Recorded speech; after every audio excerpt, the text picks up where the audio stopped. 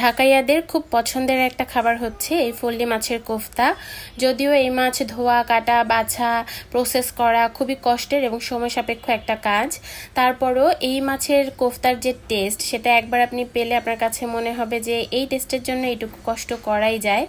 So আজকে হচ্ছে আমি এই ফল্লি মাছের কোফতা বানাচ্ছিলাম। আমার আম্মু এখানে এই মাছগুলোকে স্কিন থেকে আলাদা করে দিয়েছে, সেটাকে কাটা বেছে এর মধ্যে আমি হচ্ছে পেঁয়াজ কুচি আর ধনিয়া কুচি, বেশি করে কাঁচামরিচ কুচি, একটু ঝালের পরিমাণটা বেশি দিলে খেতে বেশি ভালো লাগে, দেন হচ্ছে রসুন বাটা, আদা বাটা, জিরা গুঁড়া, হলুদ গুঁড়া, মরিচ গুঁড়া আর বেশি করে লেবুর রস দিয়ে এটাকে মাখিয়ে আমি হচ্ছে এই স্কিনগুলোর মধ্যে দিয়ে এভাবে ফোল্ড করে নিয়েছি।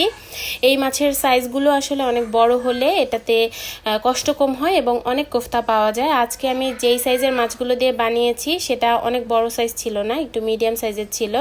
8 পিস মাছ ছিল এখানে। সো এভাবে ফোল্ড করার পরে এটাকে ধিমি আঁচে ভেজে নিয়েছি। এখন এটা ঠান্ডা হয়ে যাওয়ার পরে এরকম পিস পিস করে নিয়েছি।